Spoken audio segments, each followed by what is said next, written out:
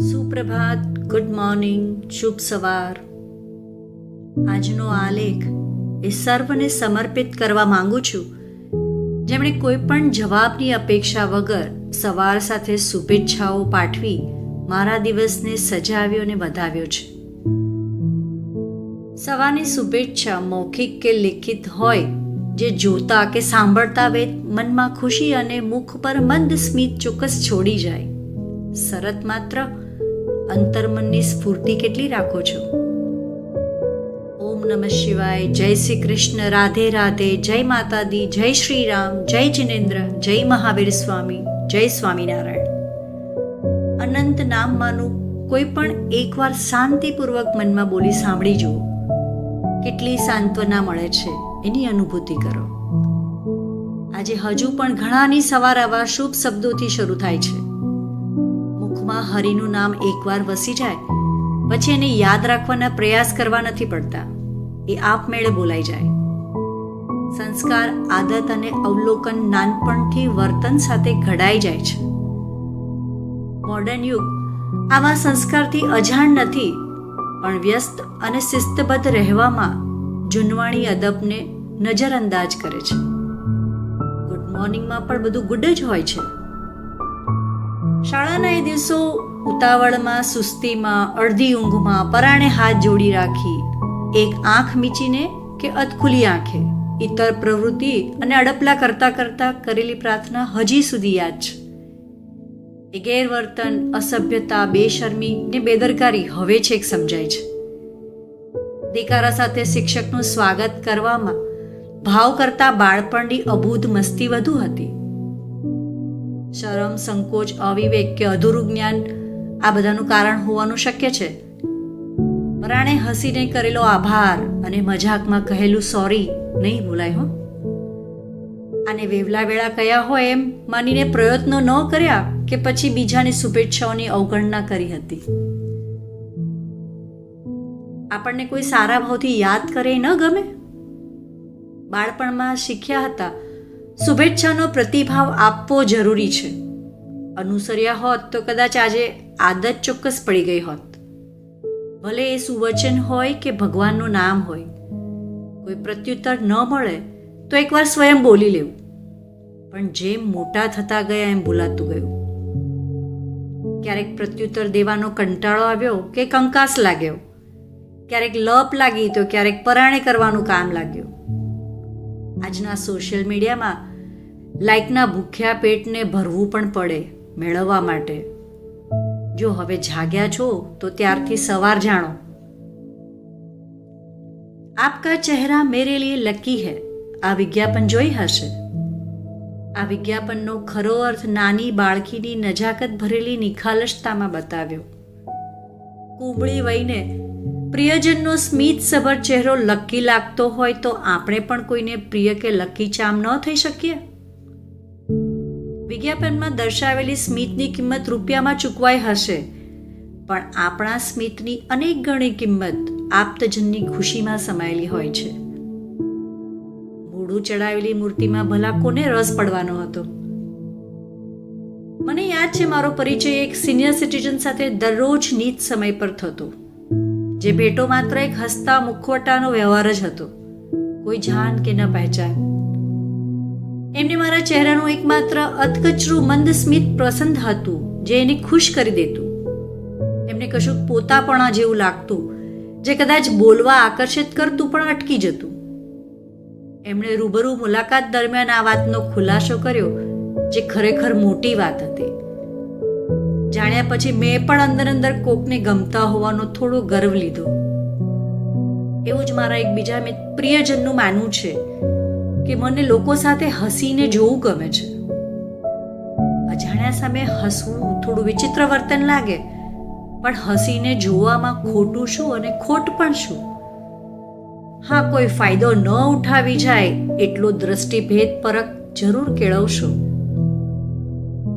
પ્રેમી હોય કે પ્રિયજન હોય, દર્દી હોય કે ડોક્ટર હોય, સહાયક હોય કે સહકર્મચારી હોય, કે પછી અચાનક અનજાની મુલાકાત રખાતા સંબંધ હોય, સમયક સ્મિત સાથે શુભેચ્છા હંમેશા એક અનોખી, ગમ્ય, લોભામણી એવી છાપ અને પ્રભાવ છોડી જાય છે. સ્મિત ભલે પ્રાસંગિક કે થોડા સમયનું હોય, પણ કેટલું સુંદર વિચારોનું વૃંદાવન રચી દે છે. કેટલો જાદુ છે આ અદ્ભુત મુખમુદ્રામાં. આપણું હાસ્ય કે સ્મિત આપણે નથી જોઈ શકતા, એ બીજા માટે જ હોય છે. એકદમ સરળ અને સહજ મુખલેપન, જેનાથી શરીર અને મનને ફાયદા જરૂર થાય છે, જાણીએ છે, છતાં લોકો એમાં શું કામ કંજુસાઈ કરતા રહે છે. દરેકના જીવનમાં એક એવો હસતો ચહેરો હોય છે જે સુકૂન, શુકન અને સવાર ઉગતા સાથે દિવસની નિરાત લઈને આવે છે. એ હોઈ શકે મા બાપ, જીવનસાથી, સંતાન, શિક્ષક કે મિત્ર. કોઈ પણ ચહેરો સ્મિત પહેરે એટલે આપમેળે સુંદર થઈ જાય. બાળકની ખિલખિલાટ હસી કેવો આનંદ આપે છે, એને જોઈને ફરી બાળક બની જવાનું મન થાય. ડોક્ટરનો હસતો ચહેરો બીમારને અડધો દવા વગર સાજો કરી દે. બોસનો શાંતિથી જતાવેલો અસંતોષ વધુ ચોકસાઈથી કામ કરવાનો ઉત્સાહ આપે. પત્નીનું પ્રેમભર્યું સ્વાગત દિવસભરનો થાક ઉતારી દે. મિત્રોનું હાસ્ય બધા દુઃખો ભૂલાવી દે. મા બાપનો હસતો ઠપકો જીવનભરનો પાઠ શીખવી દે. કેટલો કમાલ છે આ હૃદયનો વળાંક. પરંતુ વયથી, સમાજથી, મોભાથી, પદથી મોટા થતા જઈએ એમ હાસ્યની નિખાલસતામાં હોદ્દાની અક્કડતા મરડ લેવા માંડે અને પછી પ્રોફેશનલ કે વ્યક્તિગત ગંભીરતા ઘેરી વળે. એના ચક્રવ્યૂહમાંથી બહાર નીકળવા લાફિંગ ક્લબના સભ્ય બનવું ફરજિયાત ઉપચાર થઈ જાય. ત્યારે છેક હાસ્યાસ્પદ મુખવટા પહેરવાના જોઈતા થોડાક પ્રયત્નો સફળ થાય. એવી પ્લાસ્ટિક સ્માઇલ પહેરી ફરતા લોકો આજુબાજુ નજર કરો ત્યાં મળી જશે. બાકી મોં ફોલેલા પદવીશ્રી તો ઉપાધિના તેડા જ હોવાના, જેના મુખારવિંદની તો ઝાંખી ન થાય ત્યાં સુધી સારું. તમારી આસપાસ પણ એવી પ્રતિભાઓ હશે, પણ એમાં સામેલ ન થતા. સામેની વ્યક્તિના ભાવને હંમેશા અનુમાન કે સંદેહની નજરથી આંકતા રહીએ છીએ. ક્યારેક મતલબી, વ્યર્થ કે ખોટું પણ વિચારતા હોઈએ. પણ બહુ મોટો વર્ગ આવા ઉપેક્ષિત સ્મિત, સંદેશ કે તત્વજ્ઞાનથી પરેશાન રહે છે.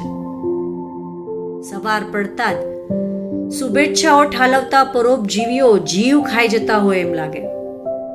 પરંતુ ખરેખર ક્યારેક સુવાક્યો આપણો પ્રેરણા પુષ્પો બનતા હોય છે, જે મુસીબતોમાં અનાયાસે રસ્તો ચીંધે છે. બીજાનો અભિવાદન કરવાનો હેતુ હંમેશા કોઈને માનસિક ત્રાસ આપવાનું કે ફાલતુ સમયનો ઉપયોગ થતો હોય એવું માની લેવું વાજબી નથી.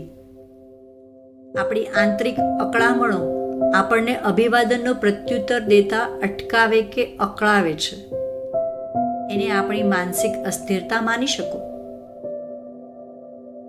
વૈજ્ઞાનિક તારણ મુજબ એવું અનુમાન લગાડવામાં આવે છે કે મનથી ખુશ, પરિપૂર્ણ, સંતૃપ્ત અને શાંત હોય એ વ્યક્તિ સુપ્રભાત કે શુભરાત્રિનો સંદેશ જવાબની અપેક્ષા વગર પાઠવી શકે છે.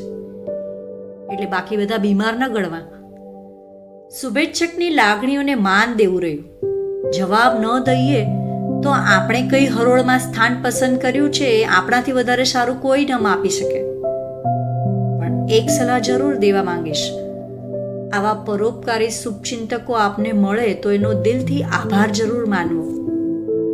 કોઈક રીતે યાદ તો કરે છે, કારણ કે આવા સંદેશાઓ નહીં આવે ત્યારે આપણું સ્થાન એકલું પડી ગયાનો રંજ વધુમાં વધુ અકળાવશે. જવાબ ન દેશો ચાલશે, પણ અવહેલના ન કરતા. પ્રત્યક્ષ ભેટો ન થઈ શકે ત્યારે એ પરોક્ષ વચનો આનંદ આપી જશે.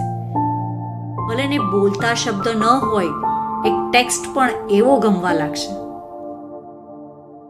આપનું દીધેલું એક લાઈક, એક પ્રતિસાદ, એક જવાબ, એક સ્મિતની કિંમત લેનારને કેટલી મહત્વની હોઈ શકે એનો અંદાજો તો ન આંકી શકાય. પણ આત્મસંતુષ્ટિ માટે એક સામાજિક સ્ફૂર્તિનું કાર્ય સમજી કરી લેવું. ધ્યાનમાં રહે, જોખમી ન કહેવાય જો મર્યાદામાં રહીને માન સન્માન સાથે થાય. યોગ્ય હોય ત્યાં મોડો પ્રત્યુત્તર આપ્યાની દિલગીરી વ્યક્ત કરી લેવી. કદાચ આપણા જવાબ લેવા દેવાથી કંઈ બહુ મોટો ફરક નોય પડે, આ તો પછી જેવા કર્મ એવી કસોટી થાય. આશા રાખું છું આવું જ ગમતું કોઈનું મંદ સ્મિત, પ્રિયજનના શુભ દિવસની શુભેચ્છા આપતા સંદેશા આપના દિવસને શુભ અને મંગલમય બનાવતા રહે. વિચાર વિમર્શ હિના જોશી, કાવ્ય.